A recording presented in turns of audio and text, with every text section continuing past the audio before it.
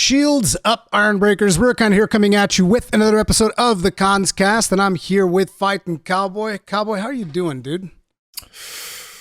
Just living life. Just living life. I got, I know they're going to be like, the hell, how is this guy always sick? But like, our toddlers are sick again. And my body, so my wife has developed like pure immunity to it at this point. Oh, damn. And I'm pretty sure it's something at school, but like, so everyone was sick. I got over it, and it was always like a sinus infection. I got over it. Baby girl got over it. Son got over it. And then he comes back from school with just like green boogers coming down his nose. Oh, like, no. Again?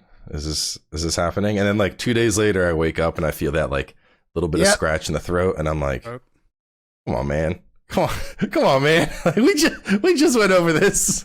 I'm still suffering from a little bit of mine, but it's like I think I've reached the conclusion because people also tell me, like sometimes I'll be like, I start a stream and I'll be like, oh man, I'm sick. And you know, the occasional person comes along, man, what's wrong with you? You're always sick. And it's like, well, listen, when you get kids and they go to school, you're going to learn. You're going to learn real fast. I'm in primetime sick mode because the kid he's about to turn 3.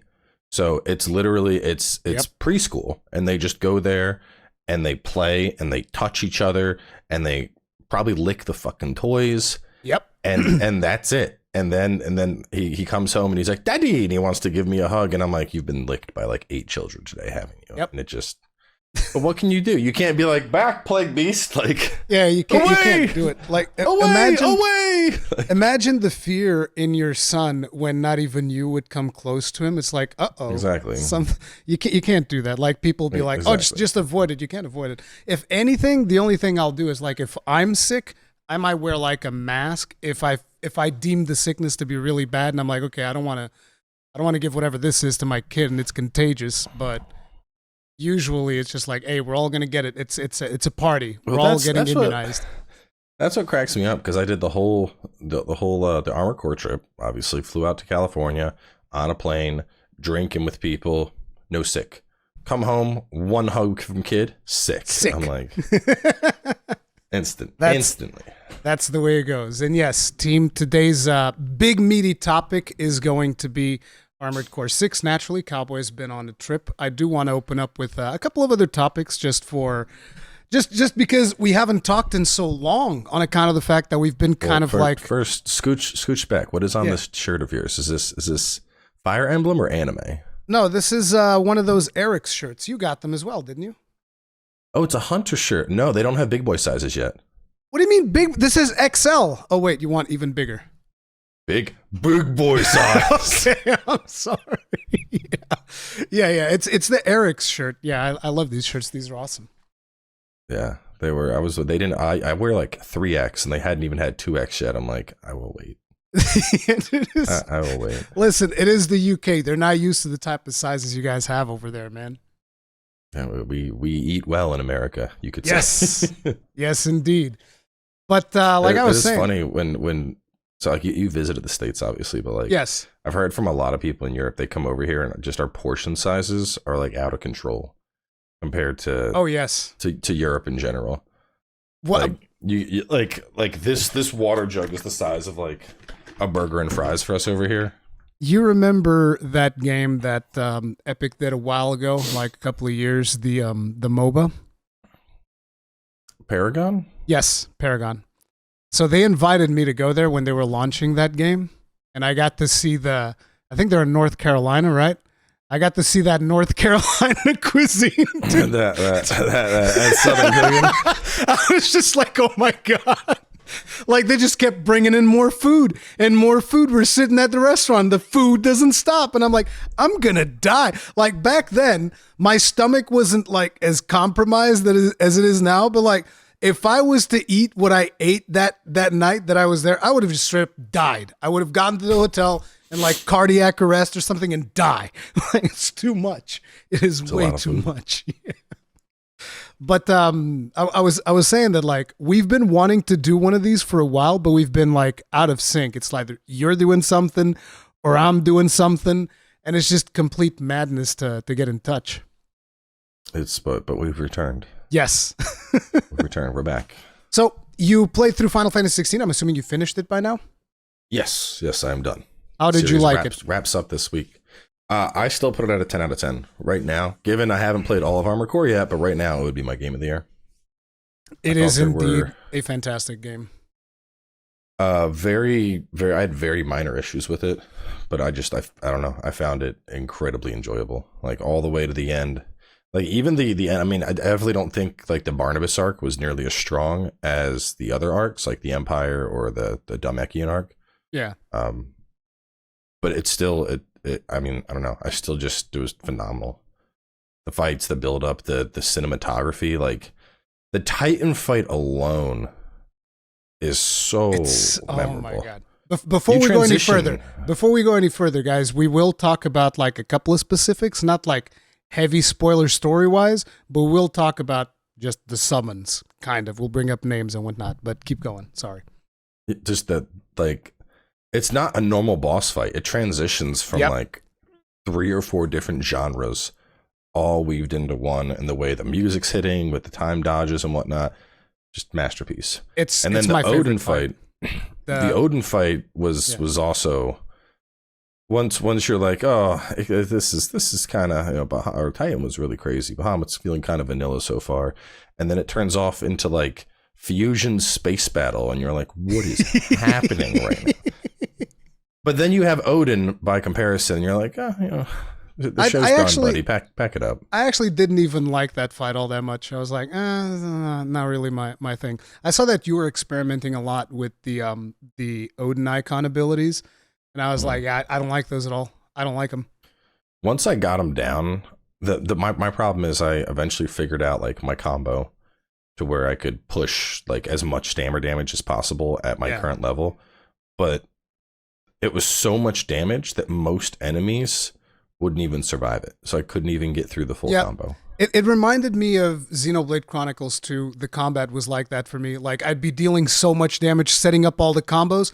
By the time I was ready to execute the final burst, the enemies were dead. And I was like, God damn it, it's worthless.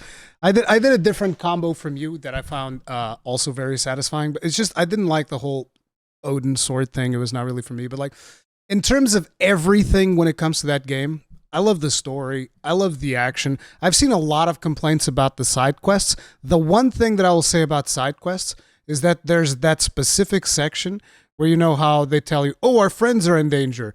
And then they unlock like 10 side quests. And I was like, oh, maybe not now.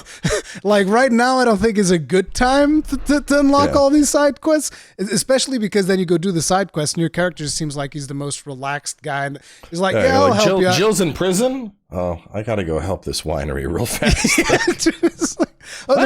They're getting attacked. Oh, it's fine. I'm sure they'll make it until I get there. I thought that was a little bit of a thing, but other than that, like I really enjoyed the side quests. And here's an interesting thing: even after you do all of the side quests, there's still like dialogue that you can get from the characters that kind of finishes off their story that I feel like a lot of people probably just skipped through, never even got to see. I know there's a lot of stuff going back and talking to Tomes after the fact really like fleshes out dialogue bits, but like unless you went and talked to him and looked at the thing, you'd never even know. Yeah.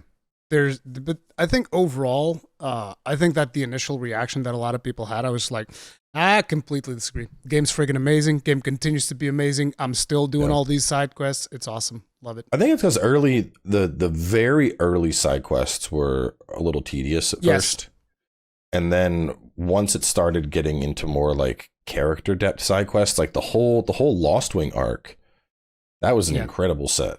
I was just like, this is like when is like, you know, I did part 1 and I'm like, where the hell is part 2? Like, I want to know how this wraps up. And then it's like, it unlocks like after the Odin fight. And I'm like, okay, well, time to go back. Yeah, time to go back and do this stuff. But I thought it was awesome. I think it's definitely a contender for Game of the Year. I'm still not sure if it will be my Game of the Year. Like right now, it probably is.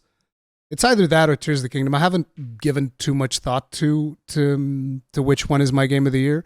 Because like now I'm also playing Remnant 2, and we got to talk about that one as well. But it's just there's so many good games in 2023, dude. It's insanity. It is a stacked year. I mean on a personal level, I think Armored Core is going to be my game of the year, but I've been waiting for it for like 10 years. Yeah, you've been waiting for a hot minute. Yeah, and it's a different, like, I mean, I was excited for Elden Ring, but like, you know, I was familiar with that formula. It felt comfortable. I was just like, oh, this looks like a huge expansion, but like almost 10 years. That is a huge, huge wait. And after finally playing it, I'm like, wait, we can't jump in yet. Right. We can't jump in yet. All right, so we'll get there. We'll get there. So let me ask you about something else. What about that there Diablo 4? You're jumping into that season 1? I made a necro and I played him for like 3 hours laying in bed to fall asleep. And then I started watching Summertime Rendering and I haven't been back. I'll get back to it. It's just, it's like some of the new powers are kind of cool. Like the automatic corpse explosion thing. That's neat. But it's just, it's underwhelming. That's the best way to describe it, I think. I am out. I'm out of Diablo, like for good, because of what Blizzard did. I'm sure you've seen the tweet, right? Where they with the auto battle pass, like, oopsies, you purchased, it's like no, I'm done. That's it. You get one of those with me, and it's a one and done, and it's over. Like, I was talking to Chad about it. I'm probably gonna. I think I'll probably go heavy on it, but it'll be like season 6 type territory. Because I mean, I think back to Diablo 3, and it was kind of like hot garbage, and then Reaper of Souls came out, and it was like, whoa, this is actually a really good game now. Yeah, Reaper of Souls made it good. Well, and I'm seeing a similar timeline with Diablo 4, because I think what's happening is the powers that be are like, make money, push game, make money, push game. And that's how they were with Diablo 3, you know, real money auction house, make money, push game. And eventually they're going to fuck off and they're going to go dick around on Call of Duty or whatever. And then it's actually going to become a good game. But we need the money pushers to fuck off. Because like there's so many questionable decisions. Like somebody did the math where it's like the amount that you would earn in the battle pass. So if you were to buy 3 battle passes in a row, you could earn enough. Yeah, you could earn enough coins to buy one, but you'd be 2 coins short of buying a second. And it's just, and it's like, oh, 666. Like it's just scummy the way that they. It was, dude. The best part about it is how some people like, well, it was clearly an accident. It was a mistake. Like just today I saw. No, it was not. I saw another one where apparently there's this thing that you can activate in the season where it increases the amount of money that you get from the vendors. But at the same time, even though they don't tell you this, it also increases how much the vendors charge you to do things like enchanting your items. That also costs more. That's so stupid, dude. And I was like, dude, what are you doing? Did you hear about the change that they did also for the dungeon thing where it's like, 2 more seconds. It's noticeable. It's immediately noticeable. Why? Because for no reason. And I've heard some people say, well, maybe it's to make sure you can't escape the butcher. Listen, if you can CC the butcher for a full 3 seconds to warp out, you deserve that escape. Yeah, exactly. Okay? Making it 5 seconds is just it's literally artificial inflation of playtime. And I was talking to Chad about this. Like, let's say you're playing Diablo and you're doing. Oh, I did the math. What was it? Let me bust out a calculator here. It was like, so 2 seconds. Let's say over the course of a week, you do 30 dungeons. I think that's like a really conservative estimate here, right? Yeah. So 2 seconds, 30 dungeons. And then there are 52 weeks in a year. Let me see if I did this right. 60 seconds times. No. Damn, we got the maths going. So that's 60 seconds, and then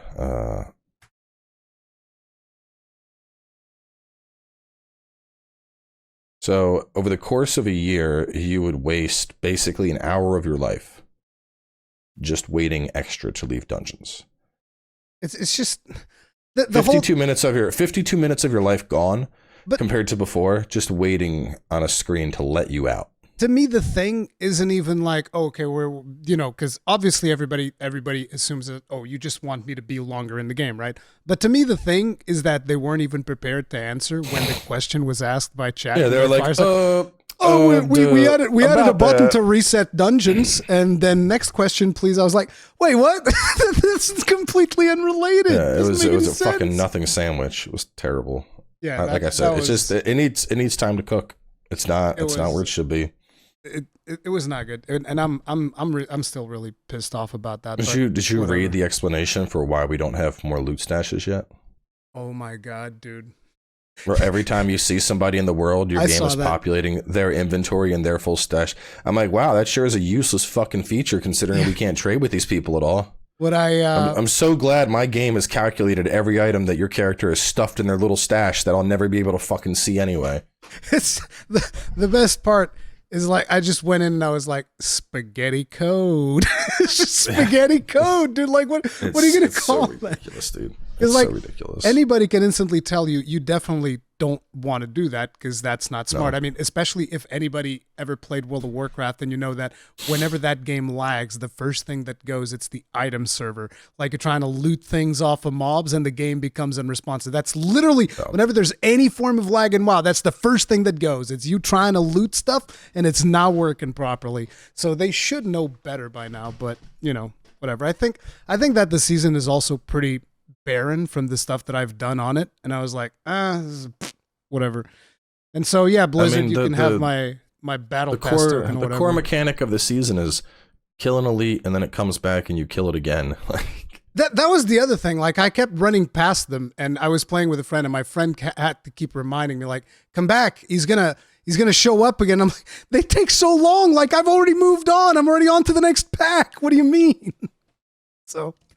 Yeah, it's whatever. I wanted to ask you about another game though. I don't think you've played this one because I don't think that this one's kind of like up your alley. Exoprimal.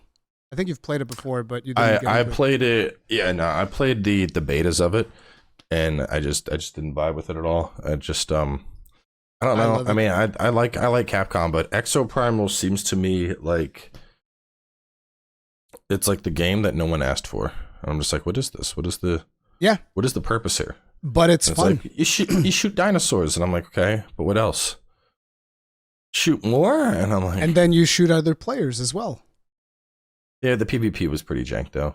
No, I played that in the second beta, and I was going up and I'd hit people. I mean, I don't know, maybe it was just people inexperienced in the beta. Yeah. There's a lot of. I mean, there's still people inexperienced in the final game, which makes it like, for instance, somebody's got the tank and they're supposed to protect the data key, and they're like, I'm gonna grab the Dominator, and you're like, oh, don't do that. What do you mean? No. Who's gonna protect this if you do that? But yeah, you haven't played it then. Okay, I was just curious. So yeah, no, I mean, I tried, it just was not my thing. How about that there Remnant 2? Very mixed feelings. Really? I mean, we were talking about on Twitter, dude. I'm having such an impressively bad technical experience that honestly, it's impressive I'm still playing.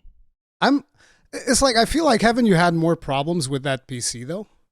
No, this is a power GPU PC. And it's like brand new, and this is a hardware problem. Right, no, this is not. The devs tried to argue this was a hardware problem. So part of the problem is they designed the game around upscaling in particular, and it doesn't work well with virtual cores. I'm running a 13900K, which implements virtual cores on top of your regular cores, and this game does not play well with them. So trying to launch the game, I get a 354 shader crash. The word oodle comes up, which from what I understand has something to do with how PlayStation decompiles their shaders. So there's probably some, shitty port at work. Oh man, that kind of sucks. Because like the first one was the other way around. It had problems on PS4. Well, so the game does not want to boot. I got it to work by running it in Windows 8 compatibility mode because that disables eCores. But beyond that, I have some weird fucking multiplayer bug in PC where my friends list just never populates. On top of that, if I try to go join a game, it just perpetually spins on updating. So I moved to PC to play with all of my friends. It's like that fucking SpongeBob meme where you see everyone running around and he's staring out the window. All my friends are on PC. I'm also on PC. My friends list doesn't fucking work. On top of that, there's some weird hitching. Anytime I pick up loot, every time I pick up loot, frames drop to 0 for like a second and a half, and then they resume. Ooh. Like it's like even like crafting materials or items specifically. Oh, even fucking scrap. Even scrap. Oh my god. And then during zone transitions, anytime I go through a gold fog wall, it's like a 50-50 chance of whether or not the game's going to crash. And then I need to reboot it over and over again to get past the shader compilation. Out of all of the things that you're saying, like I've experienced, I don't know, 2-3 crashes across 30 hours of gameplay. Those usually occur during teleports. So like, you zoning in and crashing is not particularly, if you're having those issues on PC, does not surprise me. But like to me, it's much less frequency. Here's the thing that I was talking to the devs because they pulled me into like the early access Discord to like try and work through it because they hadn't seen this, and they were like, oh, we're not sure, maybe this is like a software issue or something. Man, I updated my fucking BIOS, which you're really not supposed to just like willy-nilly update your BIOS. Oh no. Yeah, I updated my BIOS, which did something with my fucking IQ LCD screen, so now there's like a pixel glitch going on with my little dancing anime girl that's inside the computer. I ran through drivers. I tried going to NVIDIA studio drivers instead. I tried admin mode. I tried compatibility mode, which that actually works even though it still crashes. I've gone through like this laundry list of shit, and it's just fucking obnoxious because I'm on a 4090 and a 13900 KS. This is like top of the line components right now. And they're like, oh, it's like the audacity in them being like, maybe this is a hardware issue. Don't fucking say that. Do not fucking say that. How dare you try to say it's a hardware issue because your game can't run on some of the best hardware available commercially right now. Yeah, I don't. And then when launch came, like right now, if you type in Remnant 2 line 354, and it's just Remnant 2 shader decompression crash, Remnant 2 low level fail error, crash when start the game, Unreal process crash, help, unusual process. It's apparently something with 4090s. This is primarily a 4090 problem, which is ridiculous. You have the top end graphics card, and it can't fucking run your game. Listen, I've been known to say in the past that I think that NVIDIA are very incompetent. This is why every single time something comes out, they're like, gotta update the drivers. It's like, bro, why does your shit break every time something comes out? It's like, it's just so, but whatever. The thing is, I don't know if the problem is with Remnant. It probably is, because like I've had performance issues with Remnant in the past. I've heard that PC players have been having. It's not just you. I've heard other people have been having. It's a Remnant issue. And I wasn't aware it was that bad. Layers of Fear does the same thing. The re-release of Layers of Fear, it has that same oodle crash. But the thing is, I could play Wild Hearts, which struggled. Oh yeah, and I can play Wild play Hearts this was PC. Struggle City. Dude, I was pushing Wild Hearts out, like 4K 60, no issues. When fucking, what was that Dead Space knockoff? Callisto Protocol. Callisto, yeah. When that game was pooping on people, my PC was running it. Because this thing was so strong, it was brute forcing through stuff. But meanwhile, Remnant is like, oh, we don't know how to play with this graphics card.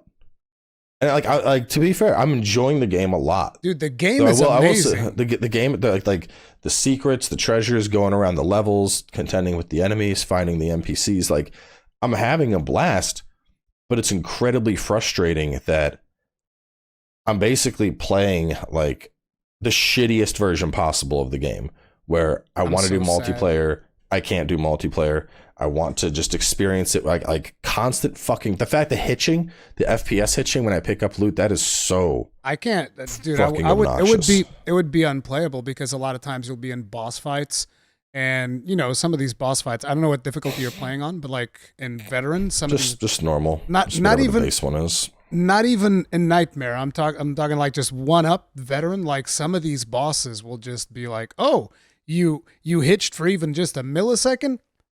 Time to slap you right across the goddamn map and just like absolutely smash you. But the thing is, it's been really enjoyable. Like, but I've had the same problems that you've had with co-op. So to give you an idea, in PlayStation, we didn't even have the button to go to the friends list at all. Like, that button was straight up not there. They've added it, I think, like today as we're recording this, even though I'm probably uploading this tomorrow, so it would have been yesterday if you're watching this. But we're here from the future. We're here from the past. Future past. But yeah, so the friends list button wasn't even there. Then they've implemented the friends list button and it didn't work. So you could see your friends, but they would all show up as online. Like I'm talking people that I haven't seen online in 2 years. They would show up as online on that friends list. And I was like, I don't think this is working right. So they're struggling with the multiplayer on PlayStation 5. But other than the multiplayer, the game is running pretty smoothly. Like I mean, it runs fine on PS5. They when PC wasn't working, they gave me a PS5 code. So my first stream was on PS5, had a blast with it. And then like 5 of my friends got it on PC, and I'm like, man, I really want to play this with the gang. Yeah. And then the game's like, you thought you were going to play it with the gang. So now I'm like, I'm almost at the end of Yaisha, and I'm like, I've gone too far to go back now. So I need to, like, I'm playing it under the expectation that the issues I'm experiencing are going to be patched. I'm believing they're going to be patched. And if they're not, it would go from one of the coolest games of the year to one of my biggest disappointments. Because I'm telling you right now, the game is really good. Like I just love kind of the old school feel that you get to the puzzles. Because, you know, nowadays you get to a game that's got puzzles and they'll instantly go like, oh, just hit this switch, hit that thing, whatever. Yeah, no, the puzzles are great. And like, dude, I've been working with Power GPU and using like OCCT, and it's basically like, you know, max your hardware out and run it, make sure there's no faults.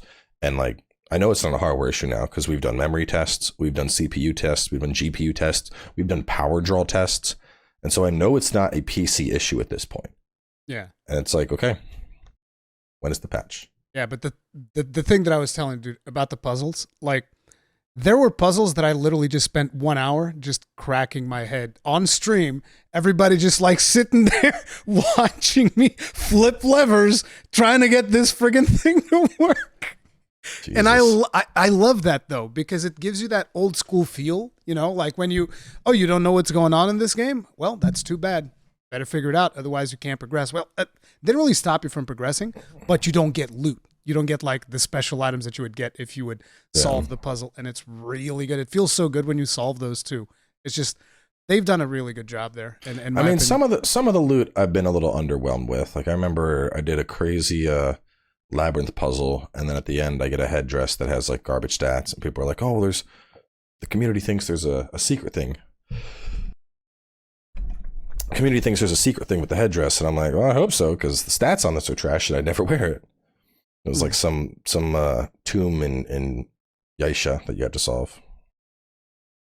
I don't think I got that one, because like the thing about this one is that for starters, you started in a random world. I also started in Yaisha, but you could have started on one of the other worlds. And then the stuff that it generates, it doesn't always give you the same bosses, the same zones. You can generate into different zones and stuff.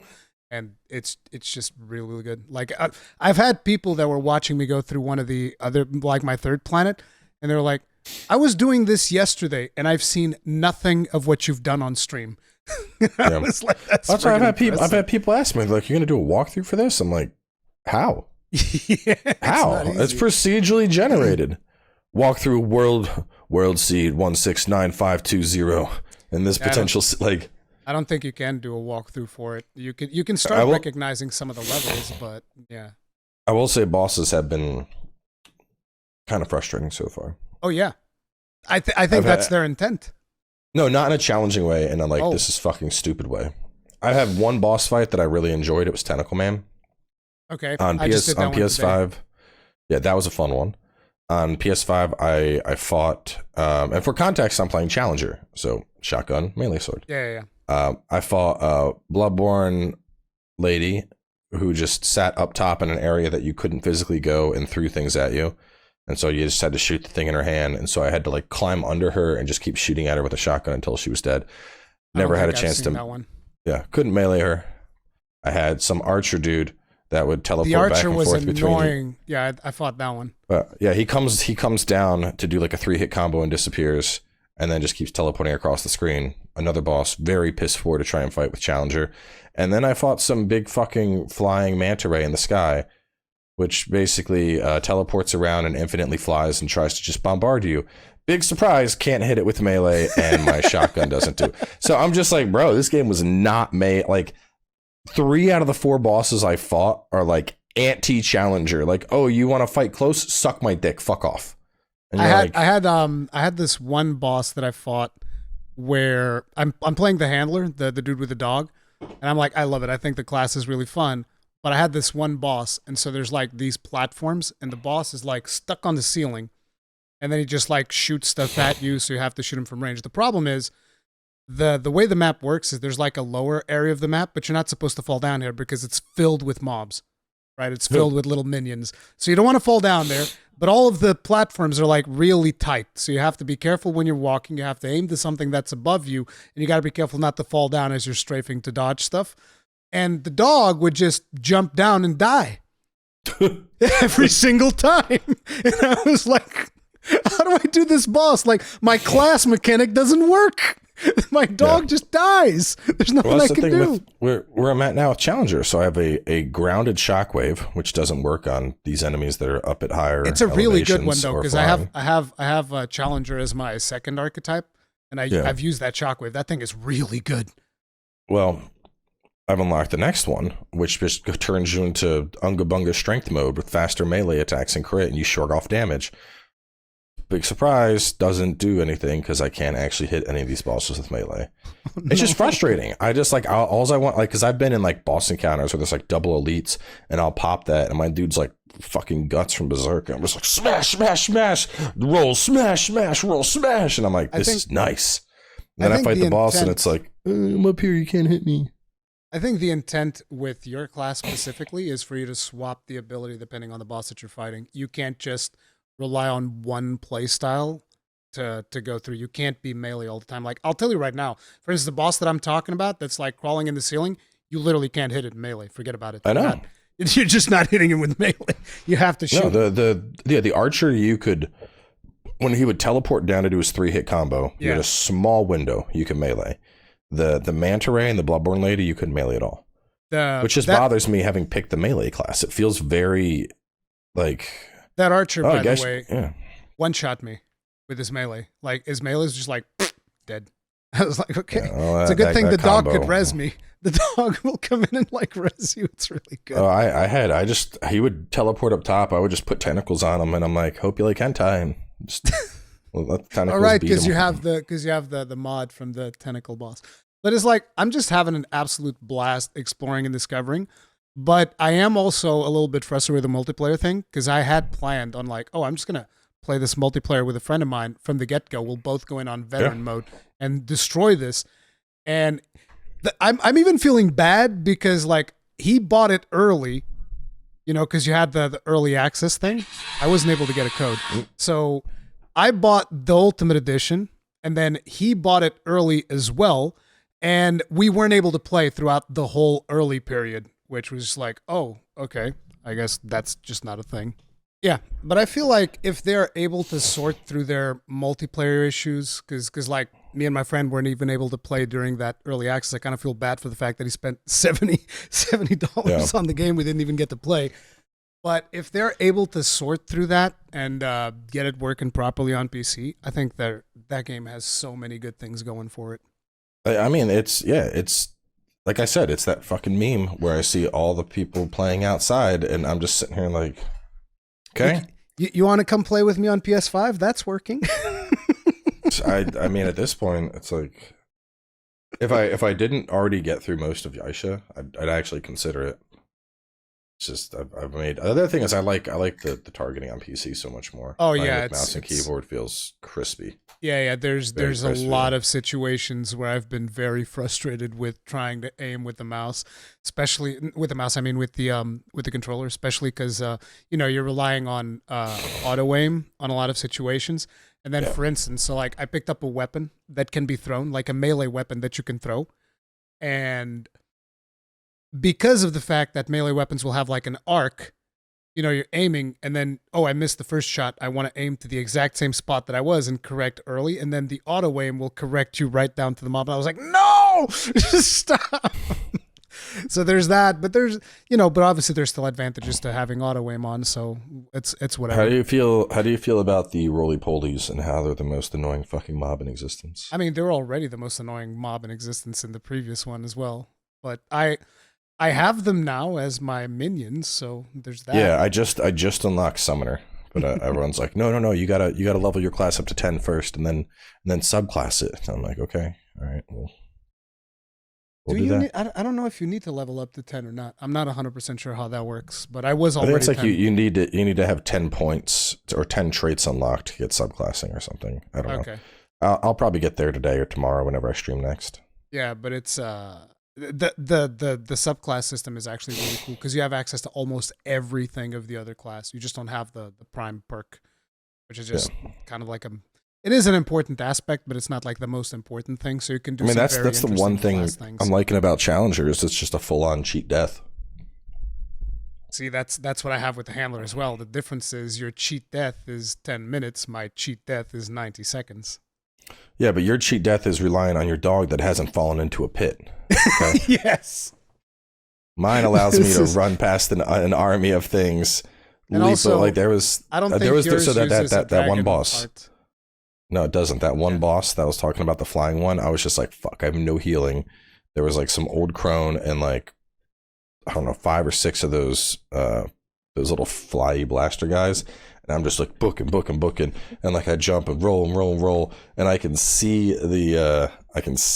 a checkpoint. My dude goes down, gets back up with the AoE, kills the stuff that's on top of me, run, dip around a corner, kill like 4 mobs that chase after me, boss Diagros, get the checkpoint. I'm like, yeah, that's what I'm fucking talking about right there, baby. That's what I'm talking about. I'm very curious to see if you're able to get like one of those thrown melee weapons though. That thing is so satisfying. Just like if that works with the bulwark bonus, my dude's gonna be like spear toss, spear toss, spear toss, spear toss. I'm just gonna be so good. It's just so like it's really satisfying. I also put like something in where it would be like charged melee hits cause bleeding, and I'm like, oh, I'm causing bleeding from range with a melee attack. Yeah, I would do that. Fun. I got a ring that heals me for every target that's bleeding too, so I would just put those together and just chill. God damn, I have like 20 rings and I don't have that one. It's like every time that you're playing, it's like, oh, here's another item and another one, and there's just like so many things that can add to your build. I got a increase your iframes ring. There's another one I haven't seen. That one. I have one that increase some vulnerability frames on dodge rolls. I have one that gives minions lifesteal for you. I haven't seen that. That sounds fun. Yeah. It works with my dog too. So the dog bites stuff and heals me. I have 2 pretty crazy amulets too. I have one where it's like when you're below 50% health, you just deal 30% more damage.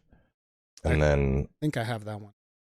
There's one, I think it's just like a flat, what is it? I think it's 10% range damage and 15% melee damage, just flat damage increases. Yep. I'm like, this is beefy. One of the things that I liked, I was talking with my chat about this. I was like, oh, I want to level up damage traits because I haven't leveled up any damage traits. That's why my character feels so like it doesn't do enough damage. And people are like, no, there are no damage traits in the game. I put all my traits into the skill cooldown so far.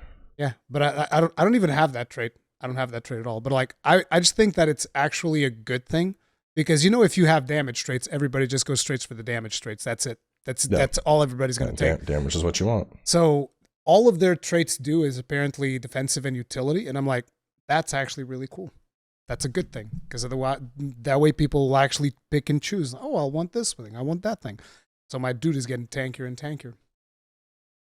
But yeah, the game's a ton of fun. Sucks that you're suffering through those issues. And I hope that they're able to fix it so that you can actually enjoy it. Because it's definitely worth it. Love the damn thing. I'm right there, man. I hope it does too. I got like every time I look at it, there's like a new. Like today, I just found somebody was saying that, despite the fact that it's a shader error, if you force the game to run with DirectX 12, like D3, D12, it somehow like tricks it into working. So that's the next thing I'm going to try is try that. It's going down annoying. The debug list. Yeah, it's very annoying. I can imagine. So I guess we need to jump into the meat of the show. So you've been on a trip. Yeah, a little trip, little trip ski. So tell us a little bit more about this trip. What kind of questions are you looking for about this trip? So where'd you go? Went to sunny California, and we played Armor Core 6. I am extremely jelly. I am very upset. I did not get an invitation to this trip. I see how it is. But how was the experience? They treat you well over there? Honestly, this was probably one of the coolest press events that I think I've been to. God damn it. Yeah. Just pour some salt on the wound while you're at it, why don't you? Yeah. But so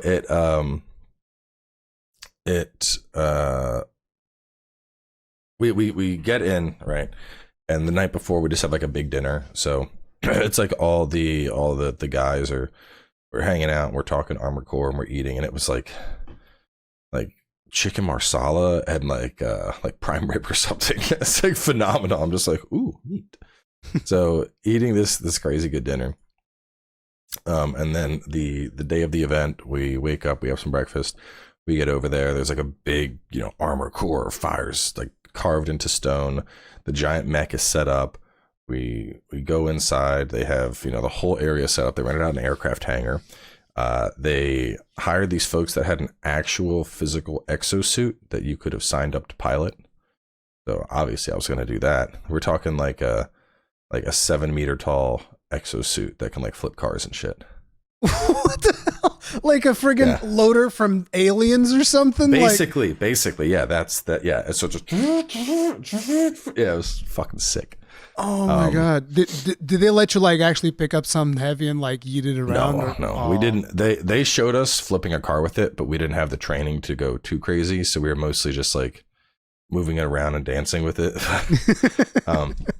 But so my station was overheating because there was too much power draw coming to these PCs. And they're like, oh, let's kick on a generator, blah, blah, blah. And finally, upstairs, they had a section where we did the briefing. And I'm like, you know what? Let's just take my PC up there. I'm going to record up there. That's on its own outlet. I'll go up there. And finally, someone's like, we can do that. You took your own PC? No, wait. You mean the PC you were assigned? Yeah. I was like, there's no way you took your PC on the plane. Like, what? No, I took the gaming PC they had set up. I go upstairs, plug it into like this 70-inch TV. And then there's it's like hotter up there because it's an aircraft hangar. And they like wheel out this giant fan that's like as tall as me and is like water infused, and then turn it on. So I'm sitting there on the like big a screen king with the giant cooling fan, just like, yes, this is how the first experience should be. So you guys were playing on PC, basically. That was one of the questions that I had. Okay. And so all PC or gaming laptops. PC and gaming laptops. Okay. Yeah, they ran out of PCs, so a couple people were on like Razer gaming laptops. Oh, okay. So what was the first feel that you got the moment that you actually started playing it? Erection. Just no, I mean, honestly, it was unreal. You started humping the computer, is what you're telling me. Okay. Just immediately. It was, I mean, like I said, I've been waiting 10 years for this.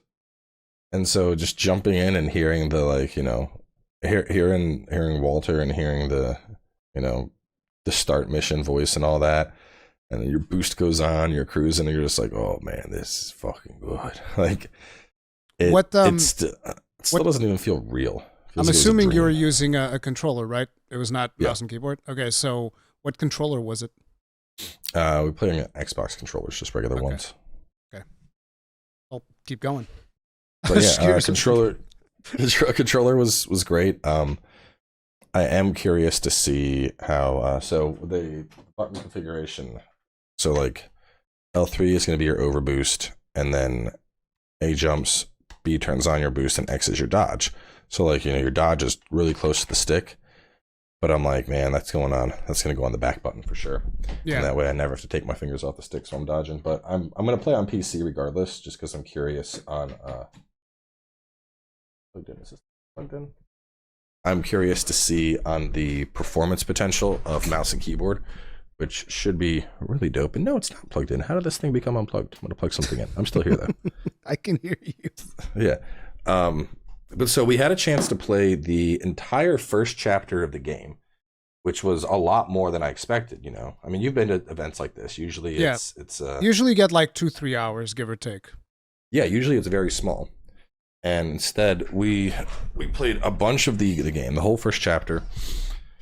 We went through the first mission, and then you're given a chance to hit the garage up. After the garage, we had a chance to jump into another one, very, very startery. We kind of claim our call sign and all that stuff. There's in-game tutorials now, which are phenomenal. Like the first one talks about like basic movement, targeting, and scanning. And then you have one that talks about like charging weapons and missiles and multi-target missile lock and how to do all these things. And then as you play, there's progressive tutorials. So one that covers unique reverse joint mechanics, one that covers unique tetrapod, unique tank. And then after you graduate through all the training, you unlock the arena mode.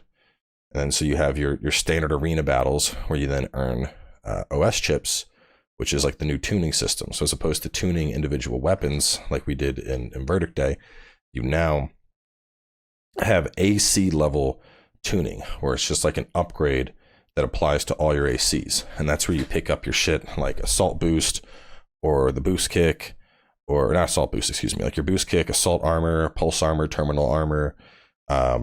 You can have specific tweaks, like, you know, decrease energy consumption or whatnot, but you have a set amount of these OS chips from completing the arena objectives. And so everyone's going to have like a set amount of customization that will apply to their ACs, and everyone's AC could be different depending on what type of armor you want or what type of upgrades you prefer to have. So got all that stuff. Side missions, main missions. The main missions are quite beefy now. I actually wanted to ask you about what is the game structure like, because we already knew that it was going to be mission based, but what's it like when you actually jump into the game? So you do a main mission. After that, you come out, blah blah blah, briefing, and then you just. Do you have character creation before the main mission or anything like that? No, you're thrown in with a default AC, okay. And then after that first mission, you then hit up the garage and you can start customizing. And then parts, of course, are unlocked progressively. So like you're playing Bipedal Boy for a little bit, but you complete a mission, and then, you know, when you go to Sortie, there's like 2 different missions that you could choose from. And so once you knock out like those 2 side missions, a new main mission pops out, and you knock out that, and there might be like 3 side missions and an arena mission pops out, and you knock out the missions, and then a new main mission pops up, and then you can go back, you can replay missions at any time. So just, you know, go back in, jump, the big beefy rewards come from like the first time you complete a mission, and then you can grind it for the resources and stuff like that, which I think is what they said, right? Well, I mean, it's not like you get more for the first time. You can, I mean, if you wanted to do the main mission with Baltius over and over again, you're going to still net, you know, 300,000-400,000 every time you beat it. It's just a much longer mission. Okay. So there's no like, well, the first time you beat a mission, if that is a progression type mission, you may unlock new parts, and you would get that prompt like, you know, new parts are available in the shop. But it's, you know, I don't know. I wouldn't say it's like, you know, you beat this, you've leveled up. You know, it's a very different vibe, because you're doing missions are for money, and then parts can be found in missions. Some missions will just unlock parts because you're progressing through the game. Yeah. Some parts you get from doing like arena rewards or finishing the training. Like finishing the training, there's a couple of parts that you unlock that you use in the training module. So they throw a lot of parts at you really fast. I'm just waiting for the end of August now. Because that basically allows you to experiment very, very early on, which is what they said. They want to put players in the assembly thing so that they can start messing around and getting their builds done and all of that stuff. So what are your thoughts on the melee versus ranged feel? Especially compared with like Verdict Day, because I would argue that one is much more about range than not as much about melee. So melee is all right, I should preface this by saying that a big component here is the stagger system. So the way the stagger system works is, as you hit the target, you have strain that builds up, and that's that little yellow bar that's climbing. Now, certain attacks you're going to do permanent strain to them, which means until they are inflicted with stagger or ACS failure, they don't recover. That's not. Yeah. So like if the meter is like 1, 2, 3, 3 might be full. So it'll be like stagger, and then if you stop attacking, it'll slowly go down to a certain point. Okay. And then boom, and you hit, and then it'll slowly go down to a certain point. Now, obviously, you want to just keep attacking so that keeps filling all the way. But when you stagger them, the ACS, altitude control system, that shuts out. So if they're in the air, they drop like a fucking load of bricks. They hit the ground, and they're there for about 1.5 seconds, 2 seconds. So it's a damage window, and during that, you do direct hits, which means like, a critical hit, whatever you want to call it, but you're just doing pure unmitigated damage. Now, melees, you can run it at any time, but something can't move. That's a great time to go with a 1-2 combo with the energy blade.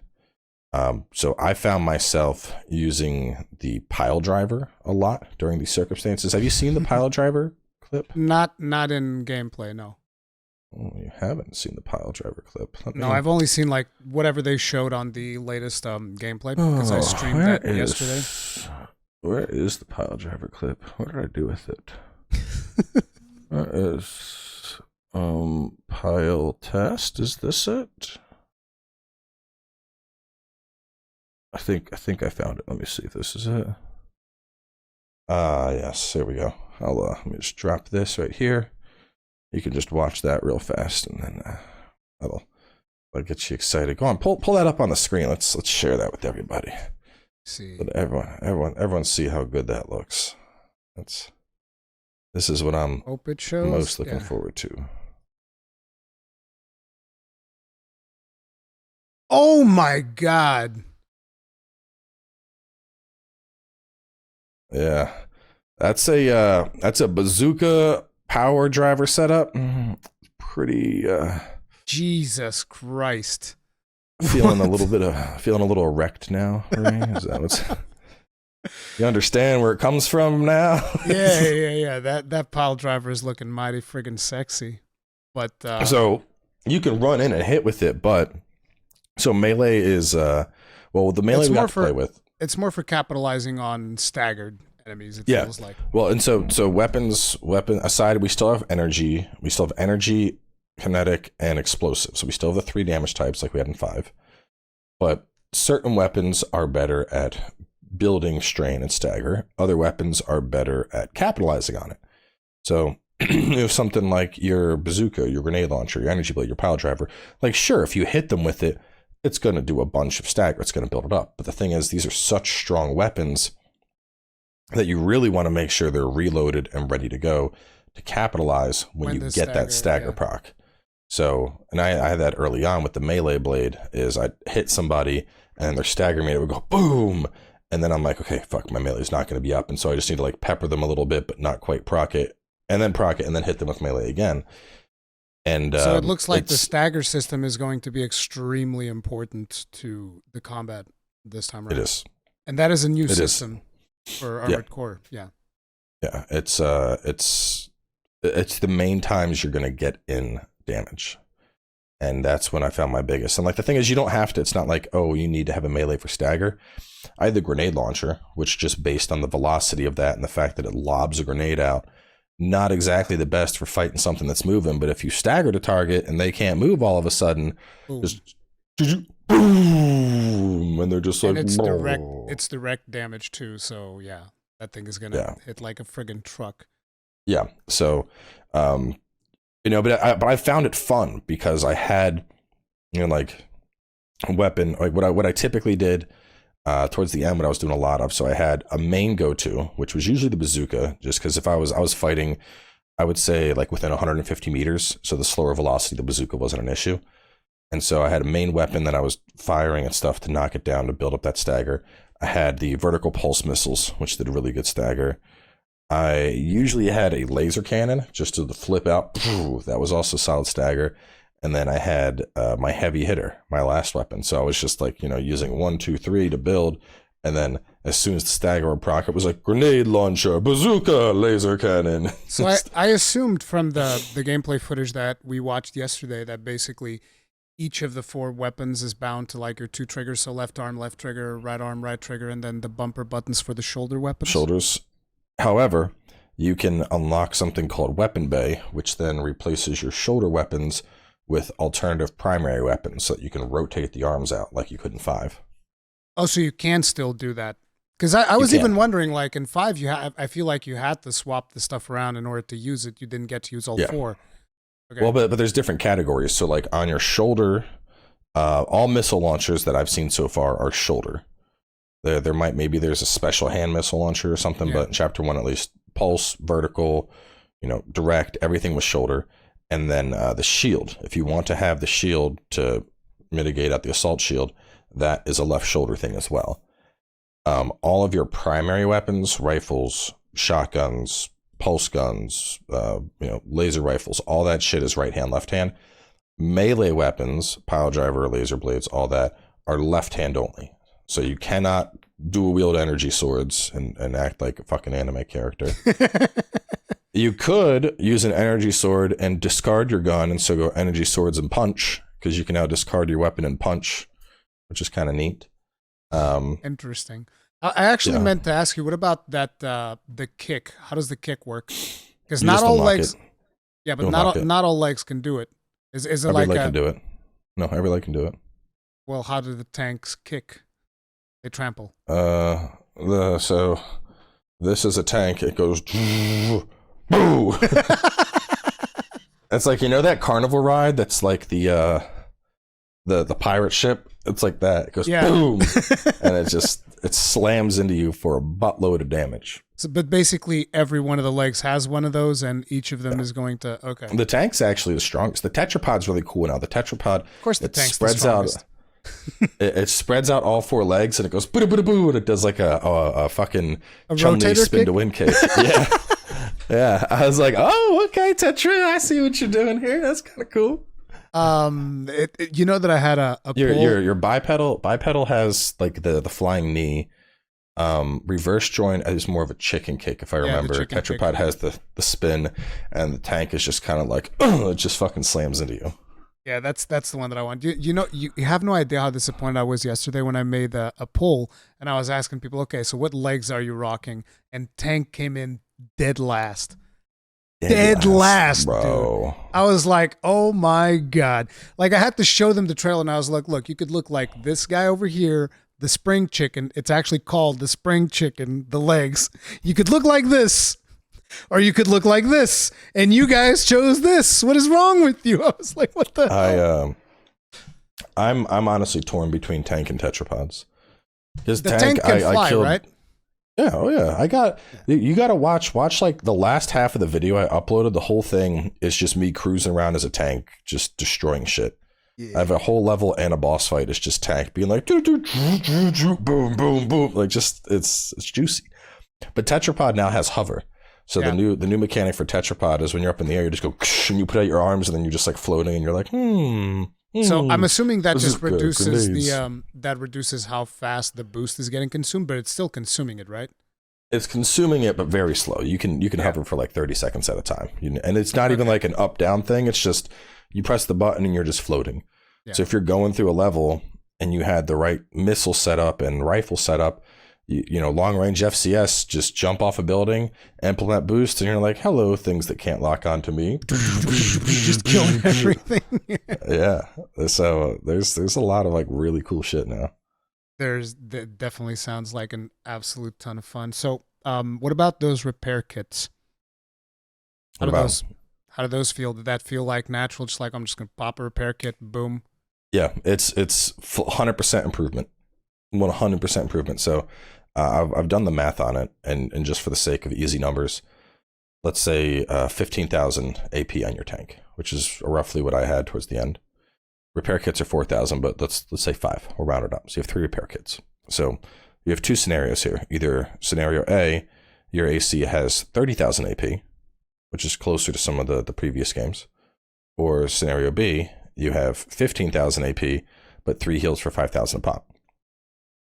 The thing is, with scenario B, there's a much different sense of urgency in fights. Because if you get hit with the boss's Giga Laser, and it takes 10,000 AP off your health, and all of a sudden you're like, fuck, I have 5,000 left. That's a very real concern. But instead of having heals, if you just had 30,000 AP, third of my health. What's a third of your health? Yeah. You got 2/3 left. Yeah. It's a very different feel when you see an attack and all of a sudden you're like, I'm at 2,000 AP and you're panicking to get that heal off. Especially because if you get staggered, you can't heal. When your ACS is shut down and you hit that ground from a stagger, you're full animation locked. You're stuck. So you can't heal, you can't dash, you can't shield, you're just stuck. And so it's a different sense of urgency that's created by having those heals, I think, compared to not having them where you just, hey, I got a bigger health pool, I'm not as worried about it. So I like it a lot. Did any of the missions that you did had like the armory stations that I've heard about? So there's resupply stations. There's not armory stations.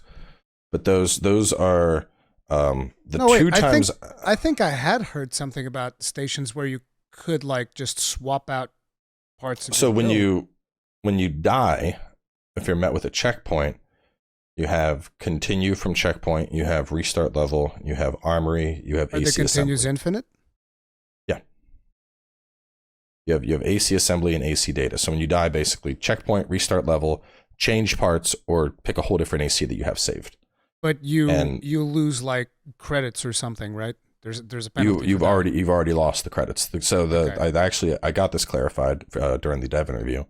But when you die, so punishment in particular is calculated on the amount of damage you've taken per checkpoint. So you could use all 3 heals. That doesn't matter. It's how much damage did you take? Did you pop a heal to top off from 8,000 to 10,000, or did you pop the heal to get the full 4,000? So that's what that per checkpoint in the game. That's the first calculation, is how much damage have you taken thus far. And then when you die, that's considered a singular penalty. So when you die, it doesn't matter if you die, go into assembly and build a whole new AC. It's not like, leg swap out fee, weapon swap out fee. No, it's just, one death. You have your 20,000 credit or whatever penalty for that death, and that's it. Whether you go assembly or AC data or whatever the case is, it doesn't matter. That death was already penalized, and so the only way to purge that would be restarting level. Restarting from the checkpoint, you still have that death penalty. But there's nothing extra for what do you Jack, come here. That's like But so you get access to basically get a new AC if you're at a checkpoint when you die. But you were also talking to me about a resupply station. So that's just before the 2 big bosses that we fought. Walter's like, I'm sending in a resupply, stock up.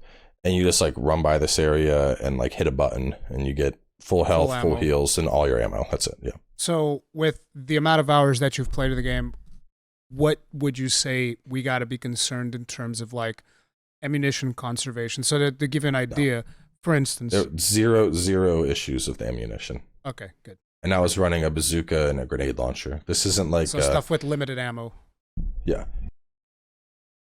I mean, maybe there's stuff later where like a Kurosawa where it's like, oh, you got 10 shots, better make them count. But I mean, bazooka had I think 70 and the grenade launcher had like 50, and I was getting through levels fine with that, and then getting a refill before the boss, and then going into the boss fight fine. There wasn't an instance where I was like, I'm running out of ammo, I'm in trouble. Okay. With those maps that you've gotten to play on, did you feel like, how should I get like a comparison term? Okay, I'm gonna bring up Monster Hunter, but don't get too excited and don't get mad at me. Like, you know how you go onto the same map in Monster Hunter? Was that kind of the same vibe, or was it like each mission is a completely brand new map, or would you go to the same map multiple times? No, so you would go to cut your nails. Similar biome, different map. So I'll be in a snowy biome, and then I'll get a side mission. But it would be like in mission 1, I was up in the city in a snowy planet, and then mission 2, I'm way down in the valley, and like that valley might have been like a visual background from the first mission, but not accessible. So you haven't seen them reuse the same like exact map at all? No, it's not Neo. They don't do the Neo that's thing. exactly what I actually Neo is a much better comparison. Like they don't do like the cutoff thing. It's like, oh, in this mission you only have this. So it's brand new maps all around from what you've played so far. Yes. Damn. I thought they were going to do the Neo thing as well, but they did not do that. Interesting. Very interesting. How did the flying feel? the boosting Good. into the air, doing all of Yeah, that. it's juicy. So like it's Juicy, super simple to zipping around. control. It's Yeah. not like okay.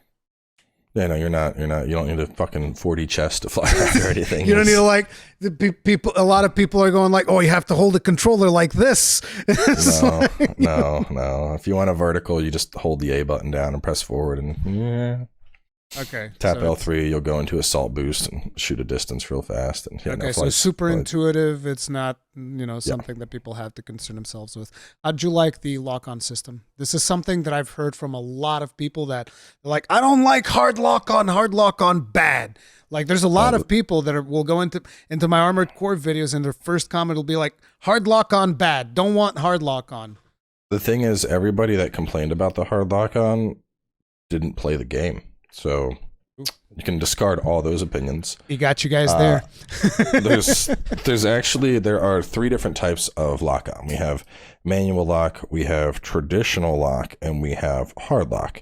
Now, manual lock is unlocked via the OS tuning system. That's full manual lock, which I think is primarily going to be intended for people on mouse and keyboard that want to clap cheeks in PvP. You have traditional lock, which is essentially identical to how it worked, like 5 and 4 put together. Your FCS will pick up targets that are over here, but not reorient your camera or anything. And then you have hard lock, which orients your camera to the target. One of the big differences is with traditional lock, you still maintain lateral movement. So, your left goes left and your right goes right. When you're on a hard lock, you're on an axis movement. So when you're going left, you're turning, you're circling around that target. It's like you're attached to a string. Is this like with it. Is this like a setting or is it like a button press that you do? It's like your lock's by default, and if you tap R3, you go into hard lock. Okay. So you have you said traditional? Traditional is standard lock on that we've known in all of AC. And then when you press the button, an extra thing shows up and hard lock will now activate, which is then going to orient your camera to the target. But then you also said there's manual lock. That one's an option? I'll get there, baby. Don't worry. Sorry. Let daddy take this slow for you. I'm an old man. So with traditional, when you press the button hard lock, during hard lock, you have less precision compared to traditional. So there is an explicit downside, and this is explained by the game. When you first do the lock on, the game says press R3 to implement, a targeting assist. Note this has, let me find it. Somebody managed to grab the screen. I didn't save my very first mission because it was shit, and I was just bouncing around and testing things. But the exact tooltip, when enabled, target assist will automatically orient the camera and your AC towards the current target. However, this comes at the cost of reduced aiming precision. Consider the situation and your level of skill when choosing whether to enable this feature. So, in a nutshell, the game explicitly says, yeah, we'll aim the camera for you, but it's not just going to be free. So basically, people that know what they're doing are going to primarily play with traditional lock, and they're going to do just fine because that's, what they've been used to for all the ACs. People that are new to the franchise are going to have the hard lock, and they're going to try their best to work with that, and they're going to be at a disadvantage. Now, there is also manual lock, which is unlocked via OCS system, and this is a little bit different. When you activate manual lock, it does a pure manual lock on. Let me find that tooltip exactly. Manual aiming unlocks the ability to perform manual aiming, allows for manual reticle control, but practical usage calls for experienced technique. And this is implemented by holding the right stick down. And then if you press it while manual aiming is on, it disables it. So in theory, you can have manual aim, hard lock, and target lock all at the same time. However, I don't imagine pure manual lock with a controller is going to feel all that good. I was actually thinking with the gameplay that they showed us of the helicopter fight. During that, I was thinking to myself, would I be able to maybe lock on to one of those turrets of the helicopter, disable the turret, and then he can't be firing at me with that turret, or destroy that missile launcher it's got on the bottom, and then because that's something I hope I didn't get to ask that during the interview, but that would be an interesting implication of manual lock, and definitely a reason to use it if you can target specific components. Yeah, when you started talking about it, I just got like all friggin' Elite Dangerous on it, because in Elite Dangerous you could do that where you target subsystems and whatnot. Like, oh, I'm gonna get my lasers to destroy this dude's shield and then deploy the things to steal and whatnot. But you know, in Armored Core, it would be interesting to be able to target different parts of a mech to disable different systems. Yeah, and the thing is, your traditional lock and your hard lock don't do that. Yep. So that might, I don't know. I like that idea though. I like that implication. Yeah, that's what I was thinking. Like, I was just looking at the chopper and I'm like, dude, you could destroy those turrets, be a lot of an easier boss. Destroy the missile launcher instead of just, because it seemed like they were just brute forcing it, right? They're just bashing in the cockpit until they broke Stagger, and then okay, now big damage comes in. About being methodical. Like, I don't know. I think that'd be a cool system, but I have no idea if that's going to work like that or not. Well, you can refund OS chips for a small cost, so as soon as I unlock manual, that's probably what I'll do. I'll go back to the helicopter mission and see if I can, because the thing is too, this is the first Armored Core game being released on PC. Yep. If keyboard and mouse works. It doesn't have crossplay, does it? No, zero crossplay. That would be very unfair. Imagine somebody on mouse and keyboard. Oh, I'm going to take out your legs and I'm going to take out your arms, like the trailer where the dude is fighting the tank and just like, oh, here's your left arm going off, here's your right arm blown off, and just like, it's like the Black Knight from Monty Python's. Yeah, it would. I mean, that's definitely something I want to test. I could see. I have a feeling that manual aiming might be a thing, but only specifically for PvE content. So I know with your AC, at least, we don't have like part by damage like Mechwarrior does, you know, where you can, you hit the core and you blow them up early or something. You said Mechwarrior. Somebody in my stream yesterday, they were watching the gameplay footage, and here's the brilliant thing that they decided to type into their keyboard. Is this a Mechwarrior ripoff? So it's just a Mechwarrior clone. I was like, oh my god. What the hell, dude? Hang him up, kill him, get rid of him. I was like, bro, come on, man. How you gonna watch that gameplay and say something like that? I'm like, have you never played Mechwarrior? These are two very different games, but you know. So I wanted to ask. Hang on, I'm curious now. Let me see. You're not going to my chat to identify this person. Cowboy's like, let me pull up the stream. So, Mr. Mechwarrior released. Are you really going back all the years? 1989. Uh-oh. 1989 was the very first Mechwarrior game. Okay. Here we go.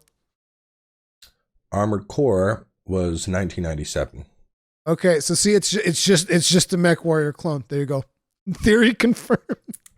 The thing though is honestly like trying to compare it's dumb. Mechwarrior. It's very dumb. It's a very dumb comparison. It's like it would be like watching a fat rolling Havel Mage in Dark Souls 2 and then seeing Sekiro gameplay and being like, this is Dark Souls 2 clone? Like, that's what you fucking sound like, you goddamn mouth breathing mongoloid. Whoa!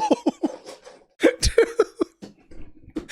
You didn't have to go that hard. Jesus Christ. Anyway, in terms of the legs, I'm assuming you tried out all four.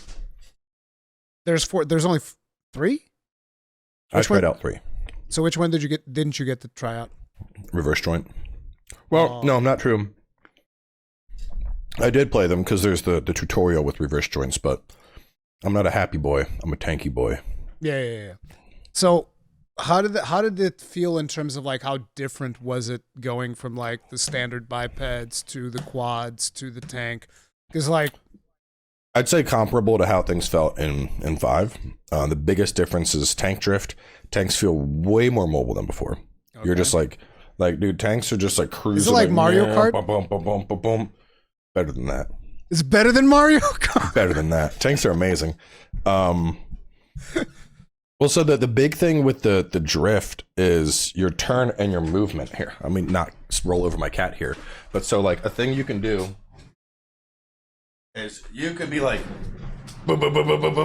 Yeah, you can strafe. You can do strafing runs. Yeah, you're just like as you're moving, which is sick because usually when you're moving in a direction, your body is in that direction, but that does not matter with tanks. Tetrapods felt fantastic because of the hover mechanic. That was really fun. Like that same mission where I punched that dude in the face with a pile driver. I was testing it before, and I was just hovering, and I was like, because there's an unaware damage bonus. So I'm just like above him, and I'm just like backstab. Ooh, just a free grenade launcher. He's like, "What? Your attack! Oh my god!" And then I'm just sitting up top, missiles, laser cannon, bazooka, and I'm just like, boom, boom, boom, boom, boom, and this thing is just like panic dashing, and I'm just like, "You're fucking dead." It was so much fun. So they do feel different, but it's not like day and night between each of the legs, kind of. Because like I'm trying to get the vibe for the people that didn't play 5 or Verdict Day or whatever, like how much of a difference can they expect going from like bipedal to tank boy, right? I mean, obviously tank, it's heavier. You So can it's have a slower. lot more. It's slower. I mean, the biggest thing is as you get bigger, you're not going to have as much verticality. Like climbing the wall is obviously going to be faster as a reverse joint than it is as a tank. But being able to withstand damage, like my tank's AP was over 15,000, my bipedals was like 9. So you're obviously getting tankier. The heavier you are, you're getting better defense. The heavier you are, you're able to carry more. I could carry 2 heavy vertical missile launchers on my back and still make room for the giant mega Gatling gun running a tank. I'm not going to be able to support that kind of weight on a bipedal. Oh. Bipedal stonks are going down right now, and tank stonks are going up. I mean, they're okay. They're okay. There you go. See, team, you guys can be okay, or you can be a tank. It's just like it's really up to you. Do you want to aim for something greater, or do you just want to be okay? How much time? I mean, you said you played like, was it 5 hours? I'm assuming that's what most people have been saying about their playtime, give or take. Yeah, 5 we got hours? to play. Well, the event was 5 hours. Out of those 5 hours, how many of those did you spend in the garage, the assembly? Probably an hour of it, just tweaking around emblems and painting and all that. And You were messing around with the painting. I wanted to see what level of customization we had. They showed yesterday on the gameplay thing an emblem editor or whatever it was. How customizable is that? Are we going to be seeing schlongs all over mechs? Day one, So PvP? one, there is in-game reporting and out-of-game reporting. So schlongs and swastikas are getting hit with the ban hammer more than likely, which is nice. But yes, full in-depth customization. So I'm gonna have a FightinCowboy logo. I'm gonna have a fully detailed anime waifu painted on the side of my mech. I'm gonna be all that stuff. Okay, so it is full freedom. So we can expect, at least for a while, in the beginning at least, there's going to be a bunch of people doing some really gnarly stuff in their mechs. So be aware. At least a couple dongs. Don't let your underage kids go on online lobbies, because things are going to probably be a little bit raunchy. We'll see how that pans out. How did it feel, the amount of customization in terms of like builds that you could do and all of that stuff? Did you feel it was as expansive as previous Armored Cores, more expansive? I'd say at least the same, but now we have OS tuning on top of it, which is really nice. Okay. So you're picking like a specific armor type expansion, whether or not you want to have, the boosts or the quick turning or whatever the case is going to be. So there's a lot more customization on that front. Whereas 5 and whatnot, you were tweaking your weapon, but most of the time you were just tuning your weapon to have more damage. Whereas now you're tuning your AC itself, which I like. Okay. Just to confirm, I'm pretty sure that this is pretty much a no-brainer, but you got to talk with the devs, so I don't know. There is absolutely no co-op, right? Correct. Yeah, because we saw a couple of missions that had allies and stuff. Did you play any of those missions with allies? Yeah, it's just AI allies. It's just AI allies. How did you feel about that? That feel good? That they feel like they were actually pulling their weight? That they suck? Yeah, no, they knew what they were doing. I mean, if nothing else, they were distracting the target, which meant I didn't have to take fire. Easier rank for me. Did you pay attention to their dialogue? Like I heard one particular piece of banter yesterday that I thought was hilarious. Little bitch. What? Little bits. I was too excited from playing, so all I heard was just like heavenly chorus in my ears while I was flying around in a mech. No, I was talking about the one with the, you seem to be talking a lot with our tag along. You guys want to start a little sewing club together so you can sew your mouth shut? That was pretty good. There's some good dialogue in there for sure. I think people are going to like it. It's still, like I said, it feels like a dream because it was like 5 hours. And at the start of it, I was having issues. Like other people are playing and I'm like sitting there fucking jonesing, and finally I'm like, okay, up to the TV, up to the TV, up to the TV, up to the TV, and then finally let me take it up to the TV. And then I had to get through, but then it was like lunchtime, so I had to stop and play lunch. I'm like, and then run mech over and keep playing. And then it's like end of day, and they're like, do you still want to ride the mech? And I'm like, yeah, I want to ride the fucking mech. So then I had to go ride the mech. And then after that, it was like, I have 30 minutes and I'm at like the boss, like Baltius, and I'm like, I ain't going home without killing this fucking boss. So then I'm like sitting there, like other people are packing up the recording equipment, and I'm like upstairs by myself, like, nope, not going anywhere. We're gonna fight this thing until it's dead. Everybody leaves, and everybody's just like sitting around Cowboy, just kind of like with their arms crossed, just looking at him intently, like, "Hey, we gotta listen. I gotta go not home." That. I knew that kind of boss. But so I mean, it's like there's so much that I would have loved to do, like explore the environments for the hidden loot. Hidden loot was confirmed by devs, so I want to like get a chance to try and go around and find stuff. I wanted to try out more AC builds, more tweaks. I wanted to go in training and try out stuff, but there's such limited time that I had. Hidden loot, you're talking about like special parts that you can get in missions and stuff like that? Yeah. Could those potentially be conditional? Oh yeah, for sure. In some cases, it might be like, oh, you took down a special rank target. He had a modified version of this laser rifle. In some cases, it could just be like, oh, you found the hidden stash that they had here. Look at this. This is the Gatling gun that's decommissioned because it would overheat fast, but did extra damage or something. Yeah. But they said that we'll know it when we find them, but that there is hidden loot confirmed to be in some of the missions. Okay. That's cool. Which is going to make the walkthrough a big fucking headache.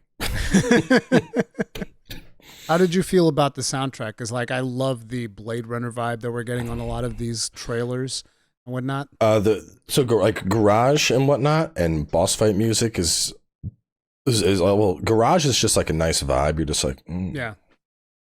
It'll be like chilling. For whenever we need to make like discussion videos and stuff like that. That'll be like just in the background on loop. Slap. But the thing is, in boss fights, like to be honest, the boss fights were so intense. I don't even remember the boss music. But another thing is like you're like I'm hearing like lock on prompts. I'm hearing missile ready prompts. Like all my stuff firing off, and so it's just like it's sound effect city, and you're sitting there like just trying to dodge all this shit.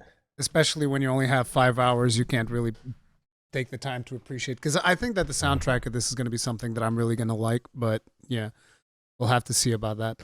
So this next one's going to be a little bit weirder.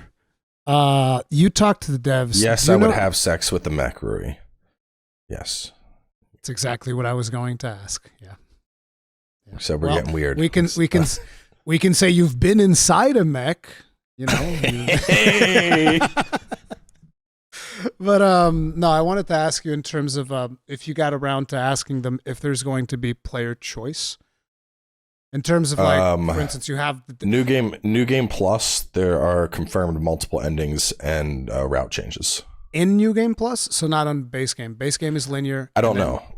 Okay. Pineapple asked during his interview about New Game Plus, and I didn't see his interview yet, but I was reading some Reddit comments about it, and people were saying that they confirmed multiple paths and endings.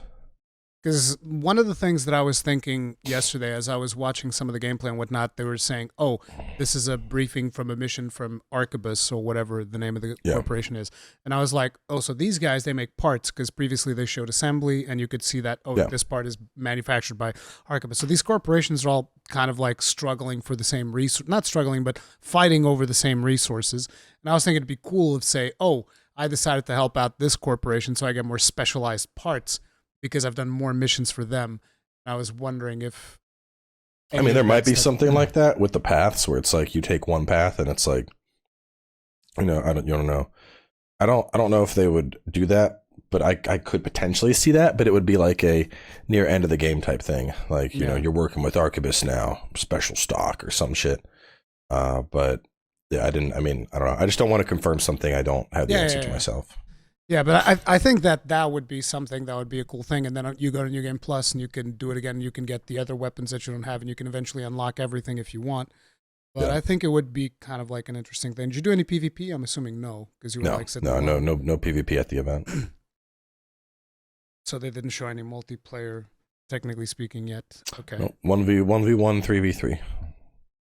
That's it? Those are the only modes that we're getting? Yep, 1v1, 3v3. They said first and foremost they want this to be about the single player experience. Yeah, the PvE. I asked them about like invasions or co-op, and they said, right now there's no plans for anything like that. This is, I think the biggest thing is it's a reboot after 10 years.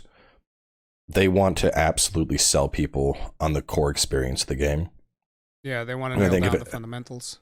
And I think if it goes really well, and people are asking for more, and people are like, we really want to see PvP expanded, I think we might see that in the form of an expansion or like a DLC update.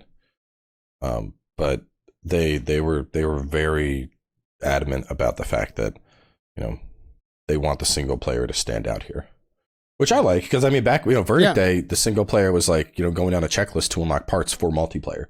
So knowing that I just have a fully fledged campaign that I can play through multiple times and get multiple endings and unlock a bunch of parts and lay in bed with Steam Deck, and I'm like, let's go. Yeah. Hours. Sounds good. I really don't have anything else, because like at this point, I don't want to spoil myself in terms of story. I feel like I've already seen too much. Like, you saw that story trailer? I'm assuming obviously you did. Like, that story trailer looked friggin' amazing. Oh, they're like, it puts the Gatling in. Puts the Gatling gun inside the tank, yeah. But even just the fact that he kind of just like shoulder charges the tank, stops it, and then at the end he's like all busted up and he's like, "No, I'm detonating my core," and whatever. Oh, he did. That was just assault armor. A what? Assault armor. What do you mean assault armor? It's an upgrade you can get. He was using assault armor. No. What I mean is like the thing at the end where he does the thing. I know. I'm saying that it's called assault armor. That was an assault armor explosion. Look, I will show you. Uh-oh. I will show. Like, look, I'm a noob, man. I'm a noob when it comes to Armored Core. I only played a bit of, actually not a bit. I finished 5, but that was pretty much it.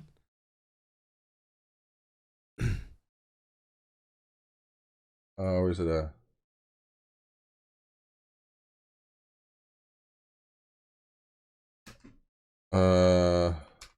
There you go. Go to like 1745 in that.